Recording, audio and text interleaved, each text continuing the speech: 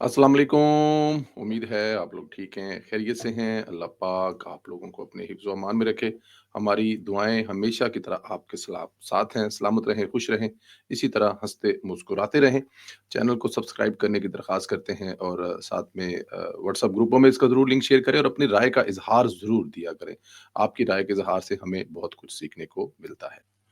अ, आज का जो वीलॉग है वो इस अफ़सोसनाक ख़बर से जो है वो शुरू करते हैं। गुज़श्ता दिनों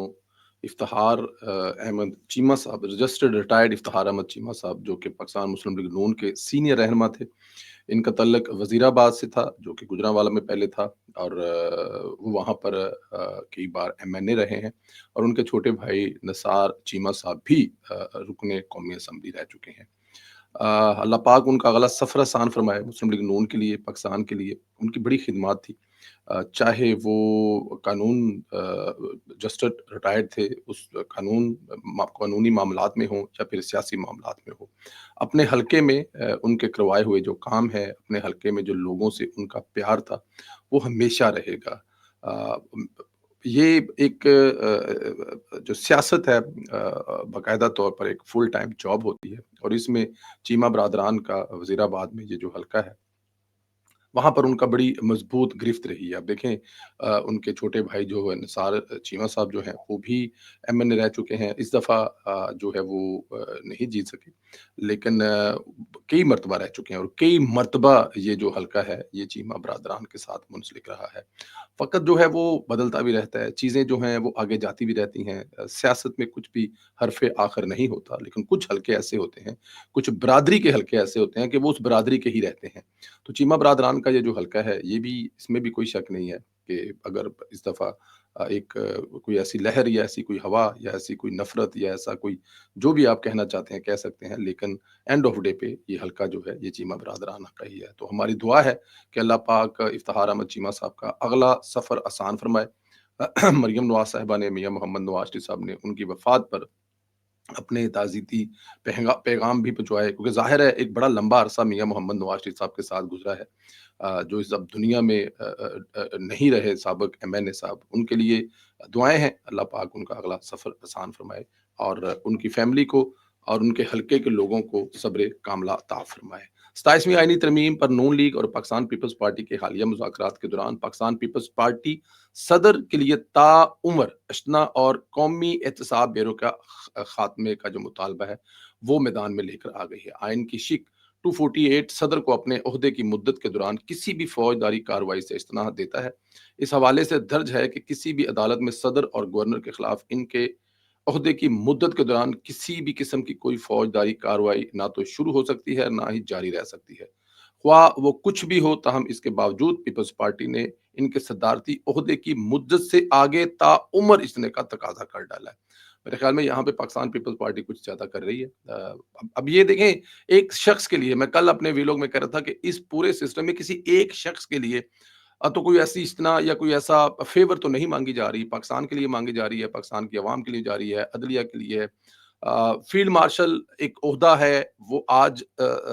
मौजूदा फ़ील्ड मार्शल है, अगली दफ़ा पाकिस्तान के लिए यही कोई और कारनामा दे सकते हैं, तो उनके लिए है। लेकिन यहाँ पे सदर के लिए वो भी ताहयात, अब ये पाकिस्तान पीपल्स पार्टी का मुतालबा है। ये उनका वोटर जाने और पाकिस्तान पीपल्स पार्टी जाने। इसका एक्चुअली मतलब ये है कि अगर पार्लियामेंट इसकी मंजूरी दे देती है, तो सदर के खिलाफ नई या पुरानी कोई फौजदारी कार्रवाई इनका ओहदा छोड़ने के बाद भी नहीं हो सकती। पार्टी ने नैब खत्म करने का तकाजा भी किया है, जो मिसाक जमहूरियत का हिस्सा है, जिस पर पीपल्स पार्टी और नवाज लीग ने 2006 में दस्तखत किए थे। मिसाक जमहूरियत में कहा गया है कि नैब को एक खुद मुख्तार एहतसाब कमीशन से तब्दील कर दिया जाएगा, पार्लिमानी निगरानी में शफाफ तरीके से काम करेगा। तरमीम का मसवदा पार्लिमानी बॉडीज का जायजा मुकम्मल होने के बाद इस वक्त कोई सूरत हाल इख्तियार करेगा, जबकि इसकी रिपोर्ट कौमी असम्बली और सेनेट में पेश की जाएगी। पीपल्स पार्टी के सीनियर रहनुमा मुर्तजा वहाब, जो मुजव्वजा 27वीं आईनी तरमीम पर पीएमएलएन के साथ मुज़ाकराती जो टीम है उसके साथ काम कर रहे थे, उन्होंने दी न्यूज़ से गुफ्तगू करते हुए कहा कि पीपल्स पार्टी ने सदर, गवर्नर, वज़ीर आज़म, वज़राए आला और वज़ीरों को हासिल वो असल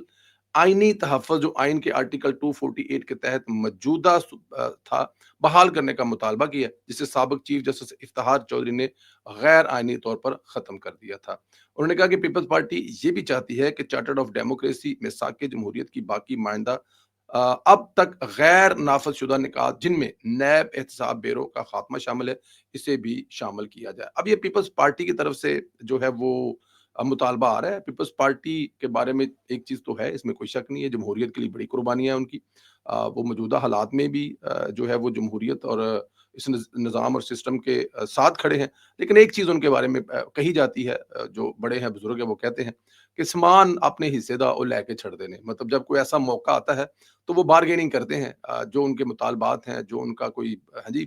سمجھ گئے ہو نا جی، جہاں انہوں کا حساب کتاب بنتا ہے، جہاں انہوں پتہ لگتا ہے کہ اس ٹائم سانو لب جانا ہے۔ شاید یہی وجہ ہے کہ ان کو جو کشمیر والی حکومت ہے نا، وہ اس وقت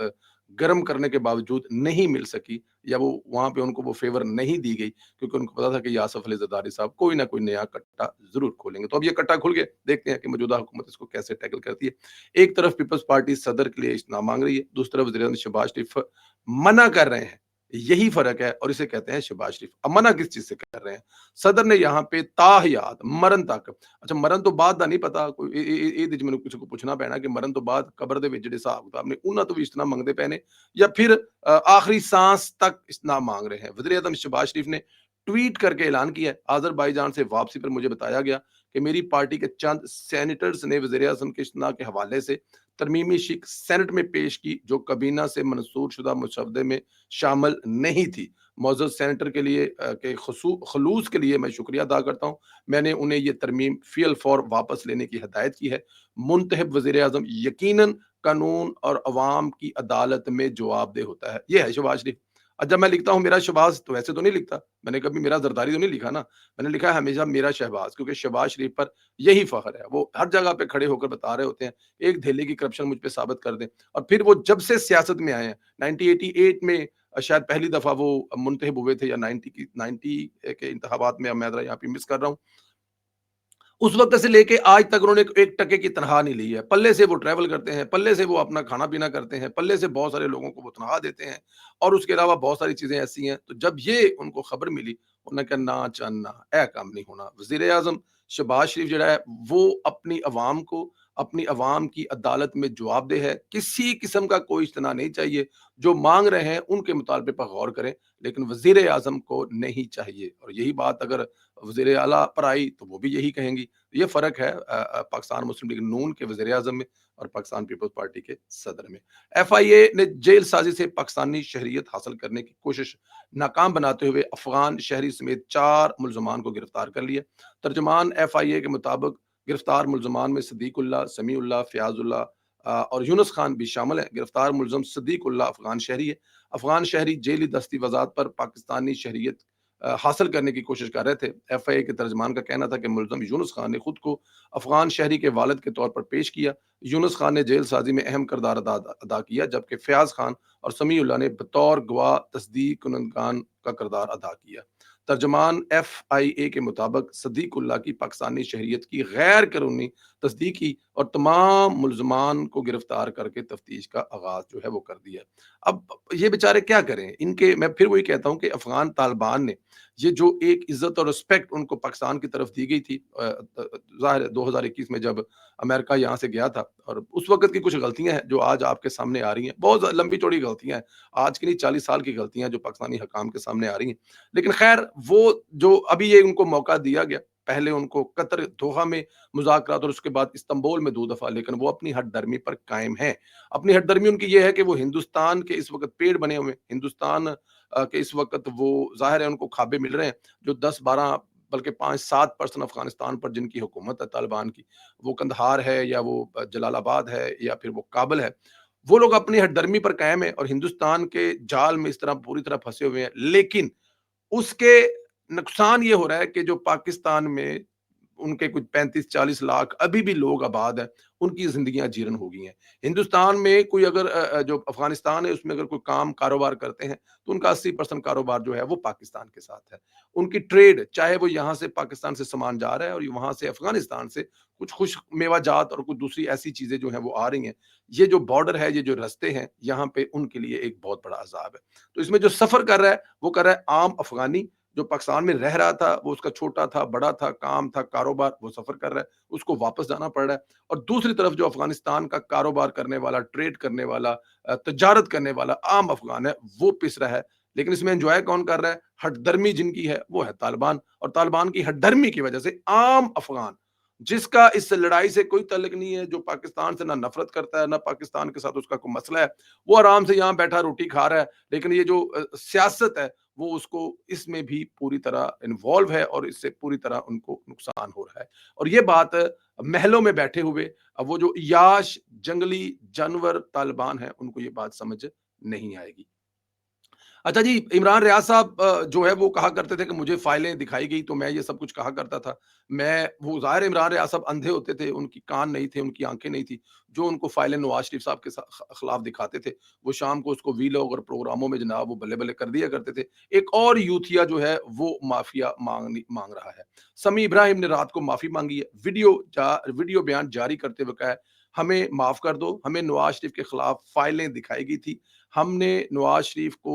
وہ سب کہا جو ہمیں کہنے کے لیے کہا، جو کہ غیر مناسب بھی تھا اور وہ حقیقت بھی نہیں تھا، کیونکہ ہمیں کہا گیا تھا کہ انہوں نے مطلب بڑی لمبی چوڑی کوئی کرپشن کی ہے، اور انہوں نے بڑی کوئی لمبی چوڑی چوریاں کی ہیں، اور ہم وہ فائلیں دیکھ کر جناب ہم اس وقت جذبات میں بہ گئے، جذبات میں نہیں بہ گئے، مالا کی رو میں بہ گئے، یا مالا جو ہے ان کے سامنے رکھی گئی تو اس میں کون انکار کر سکتا ہے۔ لیکن اب وہ کہہ رہے ہیں کہ ہم معافی مانگتے ہیں، ہم سے غلطیاں ہوئی ہیں، ہم بہک گئے تھے۔ آپ اندازہ کریں کہ یہ لوگ اس وقت مائنس نواز شریف گروپ کا حصہ تھے، فیض نیٹ ورک سے تمام کے تمام فوائد حاصل کرنے والے اس وقت کے تمام لوگ، مطلب ظاہر ہے یہ ایک تو نہیں تھے، یہ ڈھیر سارے تھے جن کو یہ فائلیں دکھائی گئی تھی۔ کچھ لوگ جو ہے فائلیں دیکھ کر جو ہے اپنا حصہ لے کر جناب وہ شروع ہو گئے تھے، اور کچھ لوگ جو ہے وہ ڈٹ گئے تھے، جو اس وقت ڈٹ گئے تھے اب وہ سرخرو ہو گئے، اور جو اس وقت اس پورے سسٹم کے، اس پورے نیٹ ورک کا حصہ بن گئے، کسی نے فارم ہاؤس بنا لیے، کسی نے بڑیاں گاڑیاں لے لی، کسی نے بڑے بڑے گھر لے لیے، کسی نے اپنے بچوں کو امریکہ میں بڑے بڑے گھر لے کر دے دیے، کسی نے ظاہر ہے ملک میں نہیں تو ملک سے باہر پراپرٹیاں بنا لی۔ ان میں سے ایک سمیع ابراہیم صاحب بھی ہیں، اور وہ اب معافیا مانگ رہے ہیں۔ اس سے پہلے عمران ریاض صاحب جو ہیں وہ بھی معافیا مانگ چکے ہوئے ہیں، اور کوئی بہت سارے دوسرے لوگ بھی ہیں، وہ معید پیر زادہ صاحب بھی جو ہیں وہ بھی کئی دفعہ کہہ چکے کہ ان کو ورگلایا گیا تھا، ان کو اندازہ نہیں تھا، ان کو پتہ نہیں تھا جو ان سے جو غلطیاں ہوئی، کہ نواز شریف تو ایسا نہیں تھا، نواز شریف تو پاک صاف تھا، اور نواز شریف نے تو کبھی کرپشن کی نہیں تھی، لیکن کیونکہ اس وقت کا سسٹم نواز شریف کو کرپٹ ثابت کرنا چاہتا تھا، اس لیے ہم یہ سب کچھ کر رہے تھے۔ اللہ پاک آپ لوگوں کو، ہاں، امریکہ جاتے ہوئے سوری برازیل جاتے ہوئے مریم نواز صاحبہ نے ظاہر ہے لندن میں، اور پھر لندن کے بعد نیو یارک میں جو ہے اپنا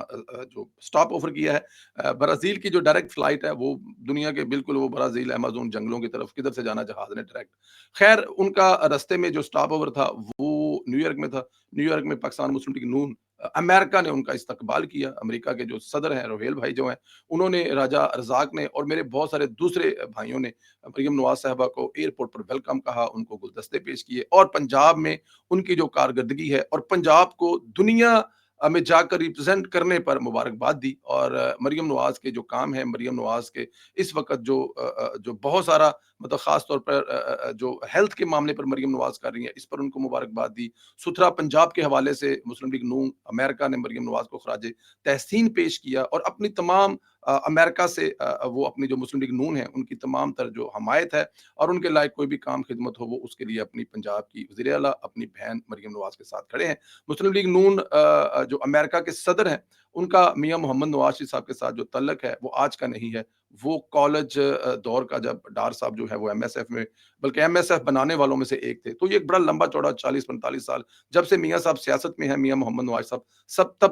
تب سے امریکہ کے جو صدر کا ان کے ساتھ تعلق ہے، اور وہ جب بھی امریکہ میں شریف خاندان تشریف لاتا ہے تو روہیل صاحب جو ہیں وہ ان کے میزبان بھی ہوتے ہیں۔ تو مریم نواز سٹاپ اوور کر رہی تھی، وہاں پہ ان کی مسلم لیگ نون کے عہدیداروں سے ملاقات ہوئی ہے، اور مریم نواز صاحبہ نے بھی شکریہ ادا کیا، اور ان کو اس بات کی، اور انہوں نے یہ کہا کہ مجھے اس بات کی خوشی ہے کہ پاکستان کے 45 سے زائد ملکوں میں اس وقت مسلم لیگ نون موجود ہے، اور وہ اپنے ملک کی ترقی میں جو کردار ادا کر رہے ہیں، خاص طور پر جو اوورسیز پاکستانی ہیں، اوورسیز پاکستانیوں کے لیے مریم نواز نے یہ کہا کہ ہمارے دل میں بڑی عزت اور رسپیکٹ ہے، کیونکہ وہ اس ملک کی معیشت کی ریڑھ کی ہڈی ہیں، اور پوری دنیا میں ہمارا اوورسیز پاکستانی جو ہے وہ ہمارا سفیر ہے، ہر دنیا کے ملک میں